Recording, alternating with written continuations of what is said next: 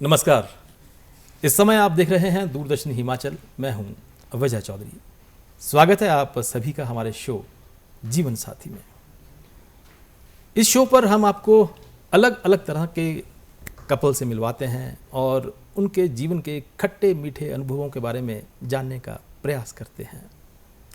इसी कड़ी में आज हमारे शो पर हमने एक ऐसा कपल आमंत्रित किया है जिसे कि सुनकर देखकर आपको बहुत अच्छा लगेगा और आप ये सोचने पर मजबूर हो जाएंगे कि क्या ऐसे कपल भी होते हैं, क्या ऐसी माताएं भी होती हैं, ऐसी औरत भी होती है, कैसे, ये सब हम आज आपको इस कार्यक्रम के माध्यम से बताएंगे।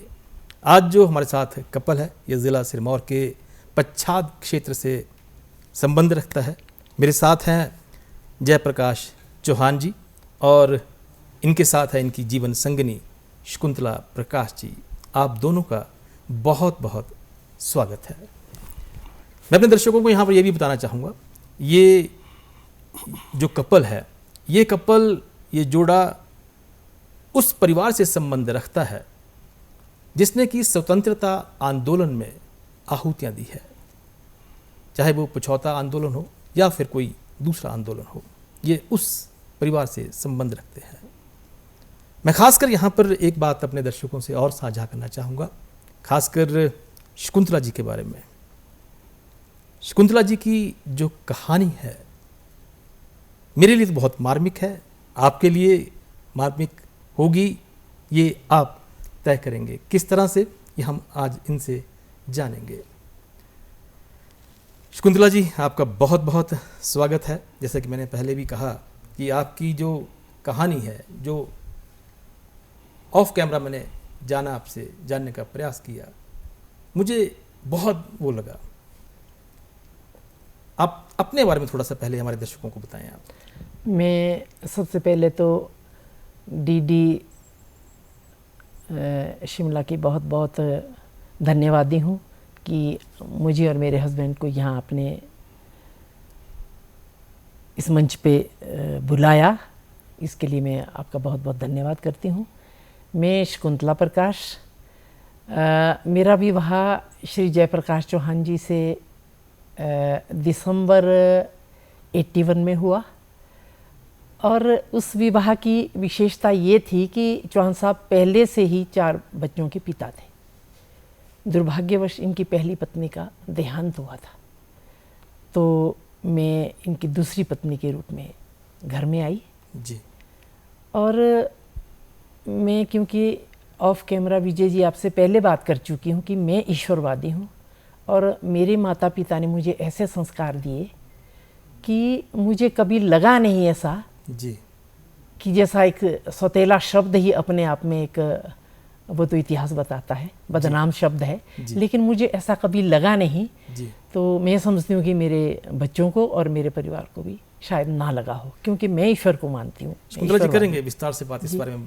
पहले चौहान साहब से भी जरा उनके बारे में जान लेते हैं। चौहान साहब, अपने बारे में कुछ हमारे दर्शकों को बताएं। मैं जयप्रकाश चौहान, जो वैद्य सूरज सिंह जी का पुत्र हूँ। मैं, मेरे साथ मेरी धर्मपत्नी, दूसरी धर्मपत्नी शकुंतला प्रकाश जी यहाँ मौजूद हैं।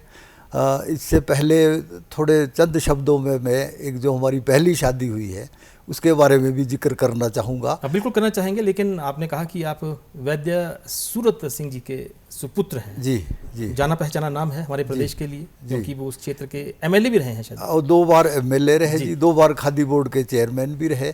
तो 1973 में वो खादी बोर्ड के चेयरमैन थे। मैं यहाँ कॉलेज में पढ़ता था, तो कॉलेज में एक ब्राह्मण कन्या से प्रेम हो गया और हमने, वो कन्या पक्ष राजी नहीं था, परंतु पिताजी हमारा पक्ष राजी था, तो हमने प्रेम विवाह कर लिया।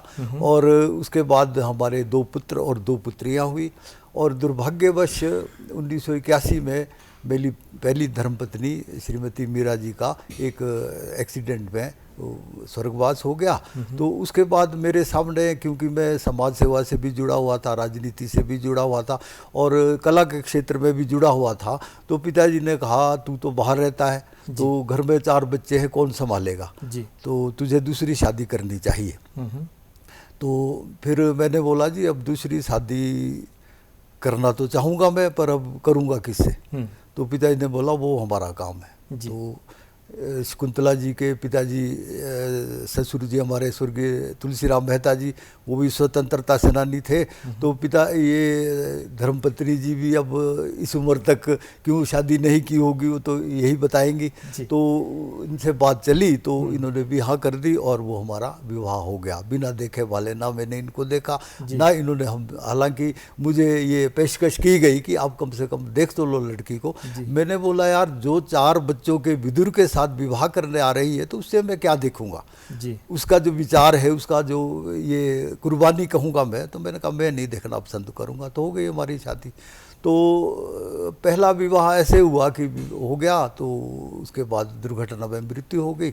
तो उसके बाद हमारी दूसरी धर्मपत्नी जो है, तो इनके आने से मैं तो एक अध्यात्मवादी हूँ, ज़्यादा अध्यात्म में विश्वास करता हूँ।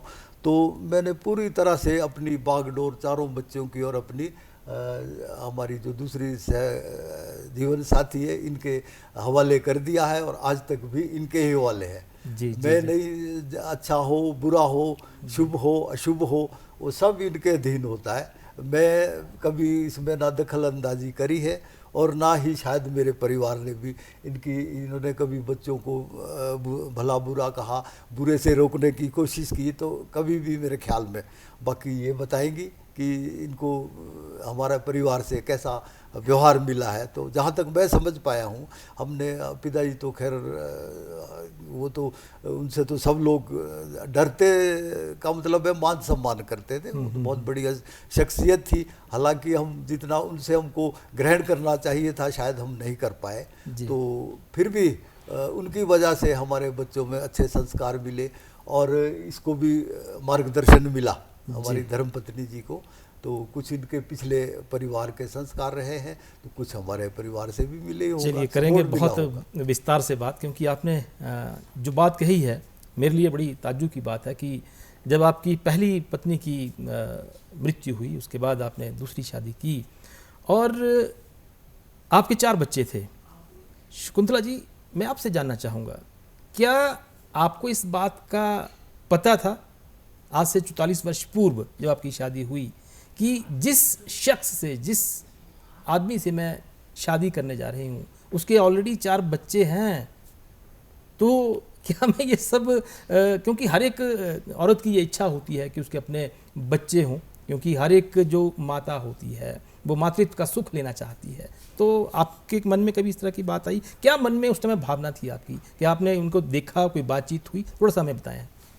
जी विजय जी, ऐसा हुआ कि जैसे चौहान साहब ने बता दिया कि शादी से पहले हमने एक दूसरे को देखा नहीं, जानते अलबत्ता थे, क्योंकि हमारे जो बुजुर्ग थे दोनों के, वो उनका याराना भी था और जैसा बताया आंदोलन उन्होंने इकट्ठे भाग भी लिया। तो शादी की जहाँ तक बात आई तो हमारे यहाँ एक ऐसा रिवाज है, कम से कम हमारे परिवेश में, हिमाचल में, गाँव के परिवेश में, भाई बीच के लोग बात करते हैं जी, आते हैं बात करने के लिए।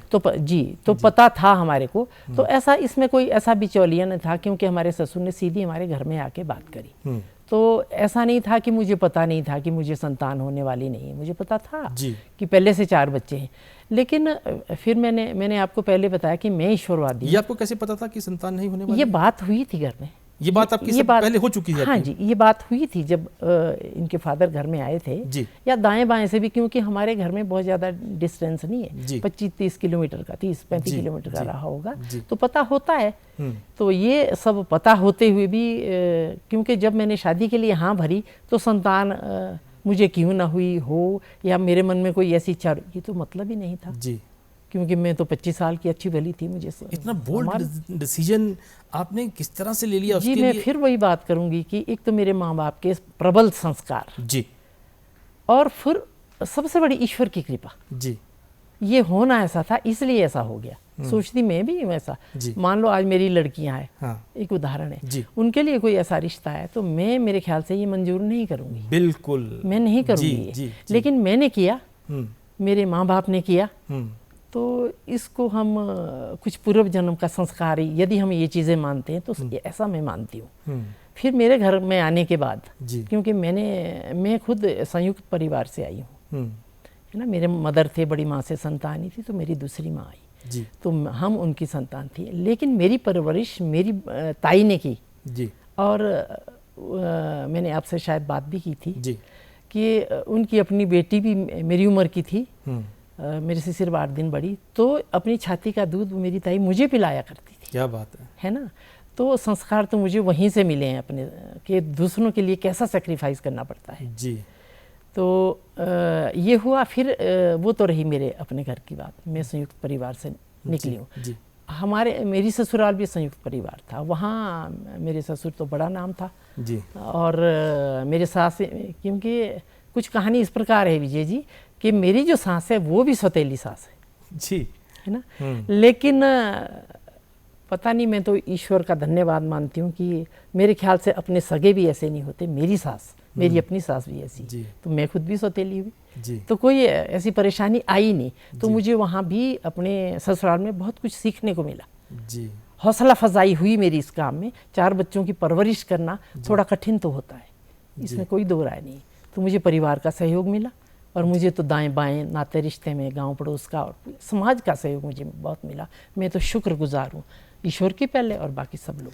जयप्रकाश जी, आपके मन में ये कभी नहीं आया उस दौर में कि जिसको मैं अपनी जीवन संगनी अब बनाने जा रहा हूँ, तो क्या वो मेरे बच्चों को अपना पाएगी? कि सौतेलापन ये फील ना हो कि सौतेली माँ होती है, कि जो हम अक्सर फिल्मों में देखते हैं। सौतेला शब्द अपने आप में बड़ा बुरा, ये तो इतिहास है। तो कहीं आपको लगा नहीं तो उस समय? विजय जी, ऐसा है कि मैं ईश्वरवादी हूँ, मैंने पहले ही आपको बताया जी। मैं ये सोच के बैठा भाई जो महिला अपना वंश मतलब ख़त्म करके 4 बच्चों को पालने के लिए मेरे साथ संगिनी बनने को तैयार है, तो उससे मुझे कोई ऐसा नहीं लगा कि भाई ये कुछ गड़बड़ करेगी। और मैंने पूरी तरह से अपने जीवन को, अपने बच्चों को इसके हवाले कर दिया। जैसे नाव छोड़ देते ना किसी के हवाले, ये अच्छा करे, अच्छा पहनाए, जो मर्जी करे, डांटे पीटे। मुझे कभी मतलब इस बात का कोई क्षोभ नहीं हुआ कि ये क्यों पीट रही है, क्योंकि मैंने समझा ही नहीं है कि भाई ये जिस तरह से बच्चे इसके अधीन हो गए और इसके दीवाने हो गए, तो मुझे कभी ऐसा शक करने का अवसर ही मतलब मिला ही नहीं कभी। मैं अपने दर्शकों को यहाँ पर एक बात और बताना चाहूँगा यहाँ पर कि ये जो संयुक्त परिवार रहा है, बच्चे शकुंतला जी ने बड़े किए, पूरा के पूरा उनको संस्कार दिए, आज वो बहुत ऊंचे ओहदों पर कार्यरत हैं। उनमें से जो इनका बड़ा बेटा है वो डीएसपी के पद पर कार्यरत है और दूसरा वहीं पे इनकी स्कूल में टीजीटी टीचर भी हैं और अच्छे संस्कार दिए हैं, अच्छे ओहदों तक पहुंचाए हैं। तो किस तरह के संस्कार आपने दिए कि बच्चे आज इतने ओहदों में, इतने बड़े में पहुंचे हैं? तो बच्चे आपको अपना पाए, किस तरह से उन्होंने अपनाया? जी, बच्चों ने तो, क्योंकि जब मैं आई तो बच्चे बहुत छोटे थे जी। ये जो डीएसपी है सबसे बड़ा जी, जिसकी हमने बात की, ये तब 4 साल का था। और जो सबसे छोटी लड़की है वो भी एजुकेशन में है, लेक्चरर है, तो वो तो मेरे ख्याल से 3 साल की थी। बीच में 2 और छोटे भाई बहन और हैं इनके। तो पता नहीं, फिर बात वही आती है विजय जी कि ईश्वर की कुछ ऐसी कृपा रही होगी कि मुझे लगा नहीं ऐसा कभी कि ये मेरे दूसरे बच्चे हैं या मैं सौतेली माँ हूँ, मेरे अपने हो या ये हो, या मुझे कभी ऐसा हुआ हो। क्योंकि बच्चे उदंडता करते हैं, शरारतें करते हैं, ये करते हैं, वो करते हैं। और ये तो जो मैं आपको कहना चाहूँगी दर्शकों को, ये जो डीएसपी आज है, ये सबसे ज़्यादा शरारती था और सबसे ज़्यादा शरीफ था। शरारत छोटा भाई करता था, मार इसको पड़ती थी क्योंकि ये बदनाम था कि भाई ये विक्रम ज़्यादा शरारती, तो मार पड़ती थी कोई। और मैंने कभी विजय जी ऐसा नहीं सोचा कि मैं इनको डांटूंगी, फटकारूंगी तो लोग क्या कहेंगे, क्योंकि ये सौतेली है। क्योंकि मेरे लिए रास्ता कठिन था। यदि मैं इनको डांटूंगी, डपटूंगी, लोग बोलेंगे क्योंकि सौतेली है। मैं इनको स्वच्छंदता से छोड़ूंगी, लोग बोलेंगे बिगड़े तो बिगड़े, इसका क्या जाता है। बीच का रास्ता था नहीं कोई। क्या बात तो बीच का रास्ता सिर्फ जो है ना, सिर्फ मैं थी, मेरा ईश्वर था, मेरा दीन ईमान था और मेरे माँ बाप के संस्कार थे।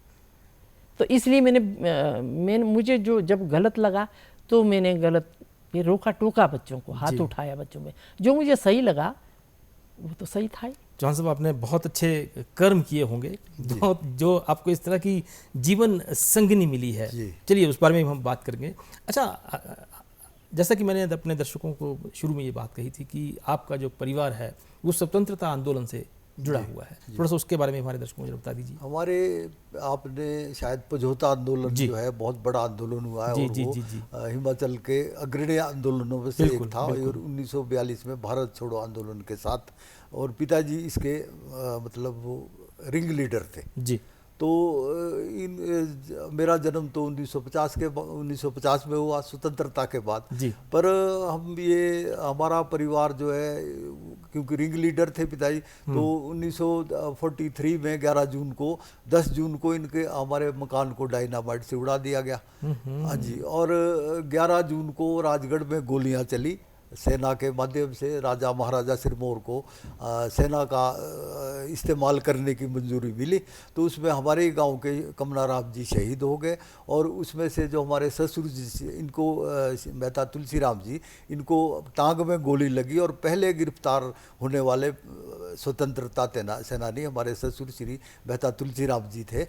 तो उसके बाद मतलब 69 लोग जो है अरेस्ट किए गए। उसमें से बाद में जब मुकदमे चले तो 14 को बरी कर दिया गया, और 55 लोगों को 5 साल 3 साल और 2 साल की सज़ा मिली। तो उसमें भी जब 1946 में लगा राजाओं को कि भाई अब यहाँ स्वतंत्रता मिलने वाली है, तो लगभग 1946 के लास्ट में लगभग सभी आंदोलनकारियों को छोड़ दिया गया, परंतु हमारे पिताजी वैद्य सूरज सिंह जी, बस्तीराम पहाड़िया जी और चेत सिंह जी, जो कि वहीं के निवासी है, इन लोगों को 8 मार्च 1948 को छोड़ा गया। और हमारा निकम्मापन इसको कहेंगे आप, कि हमने कभी कोशिश नहीं की पिताजी से पूछने की, भाई जब सब लोग छोड़े गए तो अब 3 लोग क्यों 1948 में छोड़े गए। तो ये हमारा निकम्मापन कहूँगा मैं तो इसको, कि हम इस बारे में जानकारी हासिल नहीं छोड़, क्योंकि पिताजी तो रिंग लीडर थे, परंतु जो बस्तीराम पहाड़िया जी और चेत सिंह जी थे, अब वो भी किस लिए इनको वो 1948 जब स्वतंत्रता के भी 1 महीने बाद 15 मार्च 1948 को छोड़ा गया इनको। तो हमने जानने की कोशिश ही नहीं कभी करी इनसे। मैं दर्शकों को यहाँ पर एक बात और बताना चाहूँगा कि जयप्रकाश जी और शकुंतला जी ये राजनीति में भी बहुत गहन मैं बीच में आंदोलन की एक बात कहना चाहती हूँ कि जब मैं कभी इनके साथ नोक झोंक होती तो मैं बोलती हूँ कि ये आंदोलन हुआ, आपका बाप तो कमांडर था, क्योंकि जी गोली मेरे बाप को लगी, क्योंकि मारा तो सिपाही जाता है, नाम कमांडर का था, मारा सिपाही जाता, लेकिन वो हंसी मजाक की नोक झोंक होती है, उसमें कोई ऐसी बात नहीं। जी जी जी जी बहुत अच्छी वाली बात की। लेकिन मैं अपने दर्शकों को यहाँ बता रहा था कि क्योंकि आपका जो परिवार है वो शुरू से ही देखिए स्वतंत्रता आंदोलन से भी जुड़ा हुआ परिवार है, राजनीति से भी जुड़ा हुआ परिवार रहा है। आप भी राजनीति में आए, तो आपने किस तरह की राजनीति की? अब राजनीति की जहाँ तक बात है विजय जी, ये शब्द ही अपने आप में बड़ा विस्तृत है। किस तरह की बहुत सीधी हमारी तो क्या छोटी मोटी राजनीति है। तो जैसे बताया कि मेरे ससुर तो 2 बार एमएलए रहे, खादी बोर्ड के चेयरमैन है, लेकिन वो बिल्कुल गांधीवादी थे। देखो उस ज़माने में वो शिमला में रहे, डॉक्टर परमार का ज़माना था। वो डॉक्टर साहब की कोई आपने सुना उनकी कोई बिल्डिंग है शिमला में? जी बिल्कुल नहीं। और हमारे ससुर का तो मतलब इंच भर ज़मीन कहीं ली नहीं। आजकल तो ग्राम पंचायत का प्रधान भी बड़ी जायदाद बना लेता है। सही बात। तो राजनीति तो इतनी साफ पाक और वो थी हमारे घर में, तो थोड़े बहुत संस्कार हमें भी मिले। जो करने को मिली राजनीति छोटी मोटी करते हैं। जैसे मैं जिला परिषद में रही, चौहान साहब ब्लॉक में वाइस चेयरमैन भी रहे हैं, तो की, लेकिन बहुत साफ सुथरी और बेबाकी से राजनीति आज भी करते हैं जी। जो हमें अच्छी बात किसी दूसरों की लगती है उसको हम अप्रिशिएट करते हैं। चलिए अब थोड़ा सा एक जीवन साथी की ओर मुड़ते हैं। जीवन साथी जो हमारा आज का जो कार्यक्रम का जो हमारा नाम ही है जीवन साथी। जब मैं जीवन साथी के बारे में बात करता हूँ कि जीवन साथी कैसा होना चाहिए, आज की जो नई युवा पीढ़ी है, आज की जो नई जनरेशन है, आप क्या कहते हैं, क्या किस तरह से देखते हैं, उनके लिए क्या संदेश होना चाहिए कि जीवन साथी में क्या गुण होने चाहिए, किस तरह से जो गृहस्थ है चलना चाहिए? जी बिल्कुल। अगर तो मैं कहूँ तो जीवन साथी जयप्रकाश चौहान जैसा होना चाहिए। क्या बात है। और आजकल की यदि बात करें तो थोड़ा सा अब लोग अपने तरीके से सोचते हैं, हम अपने तरीके से सोचते थे। क्या इसी को क्योंकि प्यार कहते हैं? हमें संस्कार भी ऐसे दिए गए। नहीं शकुंतला जी, क्या इसी को प्यार कहते हैं? जैसे आपने कहा कि जीवन साथी, चलो वो भी मान लिया, लेकिन जीवन साथी का मतलब क्या है कि ऐसा तो है नहीं विजय जी कि हमसे कोई गलतियां नहीं होती, हमसे कोई कमी नहीं होती। अपने आप में पूर्ण तो कोई इंसान बनाया नहीं ईश्वर ने। जी। तो वो कहते हैं ना कि कुछ आपसी समझदारी से जी, कुछ अंडरस्टैंडिंग जिसको बोलते हैं ना जी, और कुछ क्षमा करके मैंने गलती कर दी तो चौहान साहब ने मुझे माफ़ कर दिया। चौहान साहब की गलतियों को कई बार मैंने अनदेखा कर लिया। तो मैं समझ ऐसे सकता हूँ, जीवन क्योंकि चलता जैसे है। आप बातचीत कर रही हैं तो हमारी स्क्रीन पर आपके जो फोटोग्राफ्स हैं वो भी हमारे दर्शक इस समय देख रहे हैं। बहुत अच्छा लग रहा है मुझे कि जो जिस तरह से जो आपका प्यार है। चौहान साहब, मैं आपसे जानना चाहूँगा जी कि ये तो आप बता रहे हैं कि चौहान साहब जैसा जीवन साथी होना चाहिए, क्या आप मानते हैं कि जीवन संगिनी ऐसी होनी चाहिए? देखिए, मेरा मानना है कि एक तो धर्मपत्नी हुई मेरी, वो 4 बच्चों को छोड़ के चली गई जी, तो उसके बाद मैं शकुंतला प्रकाश जी को जीवन साथी मानता हूँ अपना जी। क्योंकि इन्होंने हर सुख में, दुख में और मुश्किल घड़ी में जी, ये पति पत्नी सही का मायने में होता ही जीवन है। साथी, जीवन संगनी हाँ यही जी, हाँ है जी। आपके लिए। क्योंकि जीवन साथी है, कार्यक्रम भी जीवन साथी है, तो जीवन साथी का मतलब ये जो सुख में, दुख चलिए हम में- थोड़ा सा टेस्ट करते हैं आपको ना। जी जी जी, मैं थोड़ा सा कहना प्लीज, चाहूँगी प्लीज। जीवन साथी की जहाँ तक बात है, इनकी सहधर्मिणी की जो बात आई, तो मैं तो ईश्वर को हाजिर नाजिर मान के उनका जो जब नाम है उनका अपना और उन दीदी का बहुत आदर अदब से और ऐसे लेती हूँ। और हमने अपना घर बनाया है छोटा मोटा, तो मैंने मेरे कहने पे चौहान साहब ने माना है, हमने उस घर का नाम भी उन दीदी के नाम पे रखा है। क्या बात है। और उसका शकुंतला जी, नाम मतलब मीरा कुटीर है। आज भी मैं ये बात ईश्वर को मेरा तो हाजिर शत नाजिर शत शकुंतला जी आपको नमन है। आज के दौर में इस तरह का जीवन साथी या जीवन संगनी मिलना बहुत ही मुश्किल ही नहीं, नामुमकिन है, जिस तरह की चौहान साहब आपको अपनी जीवन संगनी मिली है। खैर, मैं बात कर रहा था कि आपको अपनी जीवन साथी के बारे में, जीवन संगनी के बारे में पता है कि इनकी पसंद और नापसंद क्या है? क्या इन्हें पसंद है? सबसे बड़ी पसंद है राजनीति जी। और जब राजनीति की मैं बात करता हूँ तो इसकी सारी पसंदें दूसरी गौण हो जाती है और ये उसमें प्रसन्न हो जाती है। तो बाकी छोटी मोटी पसंद तो जब मुख्य पसंद है इनकी वो राजनीति के विषय में चर्चा करना और राजनीति में ही रहना जी। और मैं इससे उल्ट हूँ बिल्कुल। मैं अध्यात्म में ज़्यादा विश्वास रखता हूँ, बल्कि मेरे लिए नाराज भी होती है, भाई आपको आना चाहिए आगे राजनीति में। तो मैंने कहा ईश्वर ने कुछ ऐसा खेल खेला है कि जो तो राजनीति की शौक है जिसको वो राजनीति, जिसको जानती है राजनीति, इसको शौक भी है, तो ये तो आगे मुझे लाना चाहती है, मुझे ना राजनीति आती है ना मुझे राजनीति का शौक है, ये मुझे आगे लाना चाहती है। तो ये विडम्बना कही है हमारे जीवन की कि भाई मैं राजनीति करना नहीं चाहता और ये मुझे राजनीति में आगे करना चाहती है। क्या बात है शकुंतला जी, क्या सही कह रहे हैं? सही कह रहे हैं, लेकिन मेरा मानना ये है विजय जी कि मैं राजनीति को समाज सेवा का माध्यम मानती हूँ। समाज सेवा का माध्यम आज के दौर में जी, आज के दौर में, हाँ, ये जिस तरह की राजनीति हमारे देश में होती है, जिस तरह की राजनीति हमारे देश में हो रही है, हमारे प्रदेश में भी हो रही है, ये थोड़ा दुख का विषय है। अदरवाइज तो जो हमने अपने बुजुर्गों से सुना था, हम बड़े बड़े लोगों की जीवनियाँ खोल के देखते हैं। मैं किसी विशेष पार्टी विशेष पे नहीं जा रही, नहीं जाना चाहूंगी। खैर, मैं उस और अपनी चर्चा को नहीं मोड़ना चाहूंगा। मैं आपसे जानना चाहूंगा, मैं उस और नहीं मोड़ना चाहूंगा, मैं आपसे जानना चाहूंगा, क्योंकि जीवन साथी के बारे में बात करें तो पसंद नापसंद के बारे में बात कर रहा हूं मैं। आपको पता है कि चौहान साहब को सबसे पसंद क्या है? चौहान साहब को सबसे पसंद खाने में घी शक्कर खाना। वाह, क्या बात है। इसीलिए मतलब जिस दिन आप उनको घी शक्कर दे देती हैं, तो चौहान साहब आपको ये मान लीजिए कि ये अपना प्यार आप तक उंडेल रही हैं। यही माना जाए। इसीलिए इनका स्वभाव बहुत मधुर है जी। मैं घी शक्कर कम पसंद करती हूँ, इसलिए थोड़ा कड़क स्वभाव है मेरा। कड़क स्वभाव है, लेकिन आपकी बातचीत से लग नहीं रहा कि आपका कड़क स्वभाव है आपका। चलो वो तो आपका बड़प्पन है। अच्छा, कई बार क्या होता है कि घर में जब खूब भरा पूरा परिवार होता है, छोटे छोटे बच्चे होते हैं, आपके पोते पोतियां हैं, तो कभी नाती दोते सब हैं, तो कभी ऐसा नहीं होता कि दादी नानी हमें आप ये बना के खिलाइए, आप हमें, तो क्या बना के खिलाती हैं फिर आप? जी बिल्कुल, बच्चों के वैसे तो मैंने बताया मेरे सास जी हैं, मेरी देवरानियाँ हैं, बहुत अच्छी कुक हैं। आप कभी हमारे घर आइएगा तो आपको बहुत पहाड़ी व्यंजन मिलेंगे। तो सिरमौर क्षेत्र तो वैसे ही प्रसिद्ध है। जी बिल्कुल जी। तो मेहमान नवाजी के लिए जी बिल्कुल।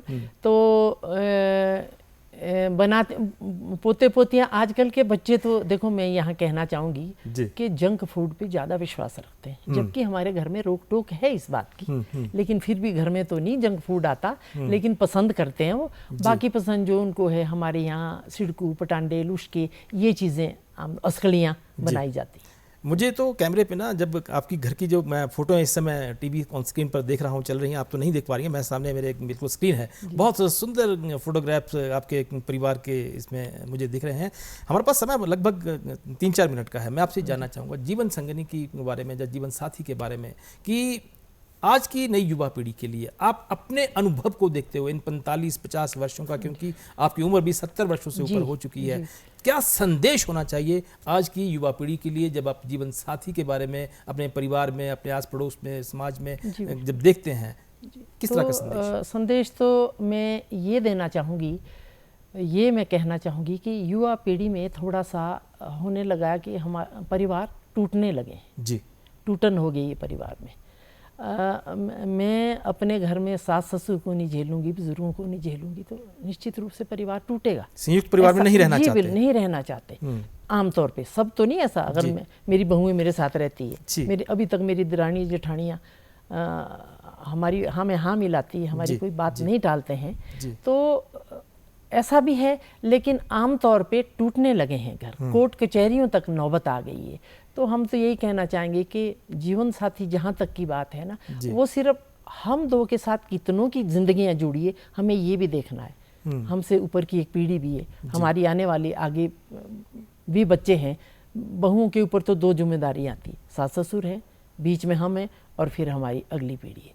तो हमारा तो यही संदेश रहेगा कि कुछ सहन करके, सहन शक्ति, थोड़ा सा मर्यादा में रह के, सहनशील होना चाहिए, सहनशील भी होना चाहिए, और दोनों को होना चाहिए। सब आप क्या संदेश देना चाहेंगे? मैं तो यही देना चाहूँगा कि आज के परिवेश में जो आज माहौल बना हुआ है समाज में, संयुक्त परिवार में रहना बहुत आवश्यक है, क्योंकि जो संस्कार आपको बुजुर्गों से मिलेंगे वो कोई और नहीं दे सकता। जो दादा दादी आपके बच्चों को, अपने पोते पोतियों को संस्कार दे सकते हैं, वो और कोई समाज से और कहीं से नहीं मिल पाएंगे। और जो रोक टोक आपको कर सकते हैं वो और कोई नहीं करेगा। तो मेरा तो यही संदेश है कि कम से कम अपने बुजुर्गों को अपने साथ रखें, उनसे आपको फायदा ही मिलेगा, नुकसान कोई नहीं मिलेगा। एक तो आपका घर खुला रहेगा, आप कहीं जाते हैं आपको ताला लगाने की ज़रूरत नहीं पड़ेगी, और दूसरे जो बच्चे जो आपके हैं, जो वो उनसे सीख पाएंगे, वो कहीं से आपको सीखने को नहीं मिलेगा।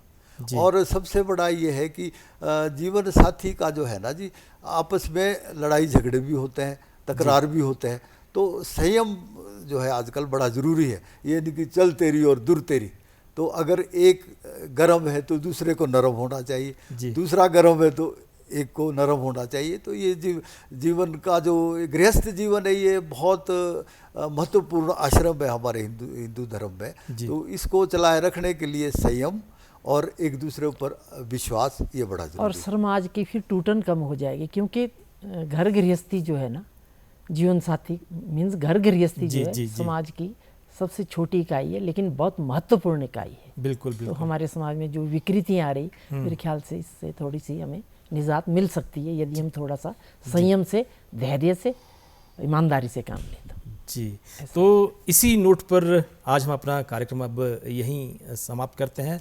और आज का जो हमारा ये कार्यक्रम रहा, मुझे बहुत कुछ आज आप दोनों से सीखने को मिला। आपने जो जीवन के अनुभव हमारे साथ साझा किए हैं, ये वाकई कभी कभार देखने को और सुनने को मिलते हैं। आप दोनों हमारे इस स्टूडियो में आए, बहुत अच्छी बात की आपने, तो इसके लिए आपका बेहद शुक्रिया। अपने दर्शकों से हम यहाँ पर ये भी कहना चाहेंगे कि हमारे जो कार्यक्रम हैं, आप YouTube पर, सोशल मीडिया पर, फेसबुक पर फॉलो अस ऑन आप देख सकते हैं। आपकी स्क्रीन पर चला है DD Himachal official @Doordarshan Himachal @DD Himachal @DD Himachal. आप X हैंडल पर भी देख सकते हैं इसको आप। तो यहाँ पर आप जाके इसको सब्सक्राइब कीजिए, देखिए और हमारे कार्यक्रमों का आप आनंद लीजिए। तो इसी नोट पर बहुत बहुत धन्यवाद, नमस्कार। धन्यवाद, बहुत शुक्रिया।